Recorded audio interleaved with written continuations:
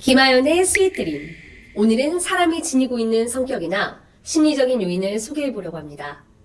현대까지 많은 심리학자가 연구하고 발표했던 내용을 쉽고 흥미롭게 소개하는 시간을 가져볼 건데요. 첫 시간인 만큼 많은 분들이 알고 계시는 심리학자, 바로 심리학의 아버지라고 부르는 지그문트 프로이트가 말한 정신분석 이론을 소개를 하면서 시작하도록 하겠습니다. 다양한 격투 운동을 보면서 기본기를 배울 때는 방어를 위한 기술을 먼저 시작하게 됩니다.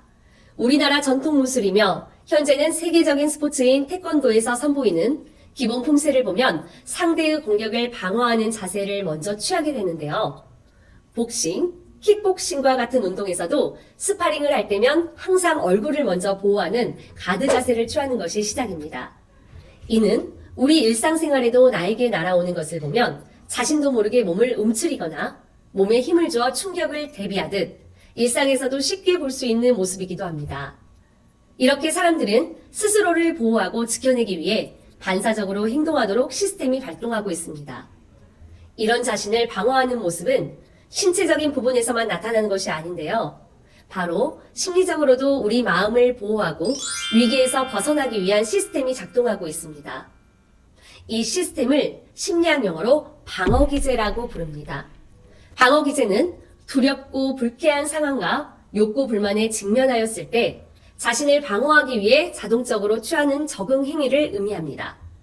방어기제가 우리의 마음을 무엇으로부터 보호하려는 것일까요?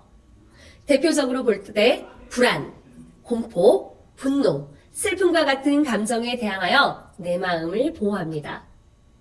이런 부정적인 감정은 썩 유쾌하지 않으며 나를 병들게 하고 괴롭게 합니다.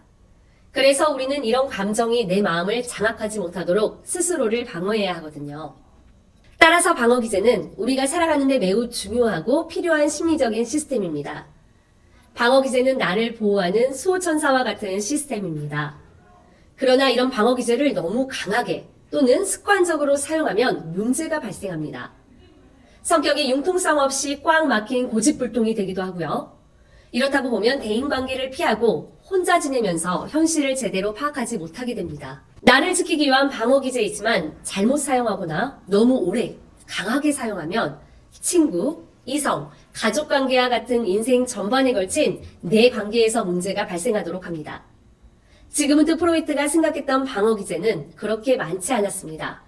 그의 딸이자 저명한 정신분석가였던 안나 프로이트는 아버지에 이어 방어기제에 관한 개념을 더 정밀하고 크게 확장시켰습니다. 이제부터 이 방어기제를 하나하나 살펴보도록 하겠습니다. 먼저 억압에 대해서 이야기를 드리려고 하는데요. 우리는 이별을 하게 되면 아프고 고통스럽게 됩니다. 어느 정도 감정이 가라앉게 되더라도 그 사람의 사진을 보게 된다면 다시 행복했던 기억과 더불어 이제는 함께하지 못한다는 아픔으로 인해 또다시 좌절하게 됩니다. 그래서 함께 찍었던 사진을 꺼내놓지 못하고 상자에 담아 서랍 깊숙한 곳에 넣어두는데요. 그리고 처음부터 있었는지조차 잊어버리게 됩니다. 우리는 의식적으로 받아들이기를 거북한 욕망, 충동, 생각을 무의식 저편에 깊숙이 묻어버립니다. 그리고 애초에 존재하지 않았던 것처럼 까맣게 잊어버립니다. 이 욕망은 현실적으로 받아들일 수 없고 도덕적으로 지탄을 받을 수 있기 때문에 현실적으로는 발현할 수 없습니다. 하지만 무의식 속에 있다고 하여 존재 자체가 사라진 것은 아닙니다. 어떤 형태로든 의식화되어 우리 앞에 나타나려고 합니다. 그래서 꿈을 꾸게 되거나 현실에서 나도 모르게 하게 되는 행동 형태로 발현되기도 합니다. 억압과 비슷한 방어기제로 억제가 있습니다. 참을인 3번이면 살인도 면한다는 말이 있습니다. 매우 분노한 상황에서 분노를 억제하면 큰 문제를 만들지 않는다는 말인데요. 의식적으로 자기 감정을 누그러뜨리고 참는 것을 의미합니다.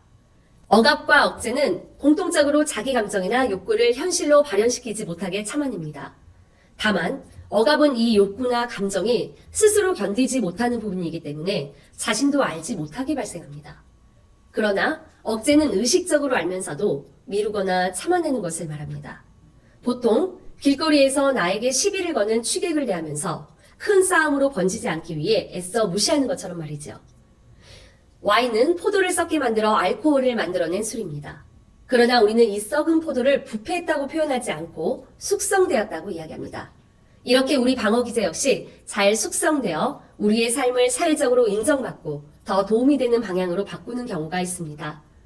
대표적인 방어 기제로는 승화가 있는데요. 이는 스스로 받아들일 수 없는 욕구나 욕망을 무의식 저편으로 묻어두기만 하는 억압과는 다른 성향을 띠고 있습니다. 승화는 이런 욕구와 욕망을 사회적으로 받아들여지는 형태로 변화해서 의식적으로 나타납니다.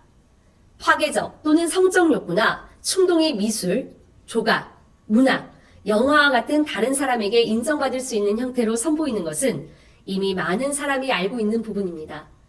대표적으로 영화 감독은 자기의 생각이나 감정으로 영화라는 형태로 많은 대중에게 전달하는데 여기에 이 감독 무의식 속 욕구나 충동 역시 함께 녹아나오게 됩니다. 비슷한 방어 기제로는 이타주의가 있습니다. 이타적 행동이라고 부르기도 하는데요. 이타주의는 다른 사람이 본능적 욕구를 충족시킬 수 있도록 내가 나서서 건설적인 방법으로 도와주는 것을 말합니다. 이타주의는 상대방의 욕구를 실현하는 모습을 통해 대리만족을 얻고 자기의 삶을 행복하게 생각할 수 있게 됩니다. 봉사활동을 오랫동안 하신 분이 했던 대부분의 이야기는 이 일은 오히려 제가 행복해서 합니다. 라는 것이었습니다. 타인을 도우면서 내 만족을 누린다는 것은 심리적으로도 설명이 가능한 일입니다. 승화나 이타주의 같은 성숙한 방어 기제도 있지만 우리가 삶을 살아가는데 부정적인 영향을 미치는 미성숙한 방어 기제 역시 있는데요. 이건 역시 살펴보도록 하겠습니다. 왜곡, 바로 왜곡은 아주 심각한 방어 기제 가운데 하나입니다. 내 욕구를 만족시키기 위해 외부 세계를 인식할 때 전체적으로 바꿔버리는 작용을 말합니다. 쉽게 생각하면 자기 마음에 맞도록 사실과 달리 잘못된 생각을 하게 되는 것을 이야기하는데요. 예를 들어 내가 너무도 사랑하는 사람에게 사랑받고 싶다는 욕망으로 인해서 이 사람이 나를 사랑한다고 생각하는 것이 있습니다. 대개 스토커에서 이런 심리 기제를 발견할 수 있습니다. 종로에서 뺨 맞고 한강에서 눈을 긴다는 속담이 있죠. 이 속담과 딱 들어맞는 방어 기제가 있는데요. 바로 전치입니다. 정작 욕을 당하고 있는 자리에서는 한마디도 하지 못하고 있다가 조금 후에 만만하다고 생각하는 사람에게 화풀이를 하게 되는 경우가 전치에 해당합니다. 회사 또는 학업으로 인해 스트레스를 받았던 것을 내 이야기를 잘 들어주고 수용해주는 가족이나 애인에게 해소하는 경우가 있는데요. 이런 경우 가족, 애인과 관계에 어려움이 발생하고 나빠질 수도 있습니다.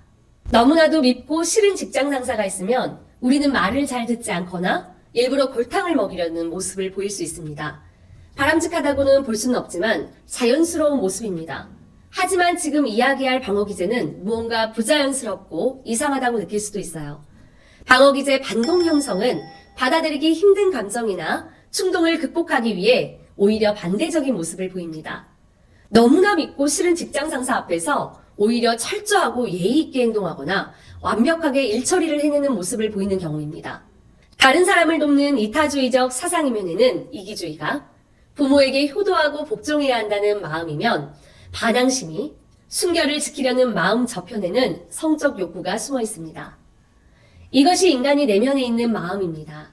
나를 납치하여 억지로 따르다가 결국 마음으로 따르고 심지어 사랑하게 되어버리는 스톡홀름 증후군도 방어기제 반동 형성으로 설명이 됩니다.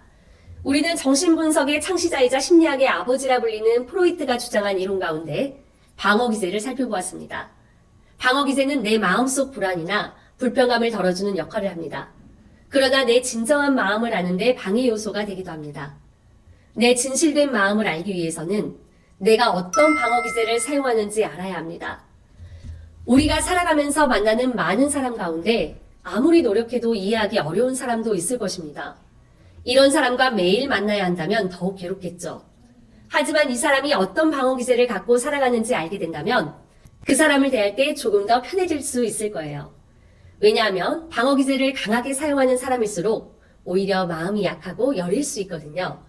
조금 더 서로를 이해하고 소통해가는 사이가 되었으면 좋겠습니다.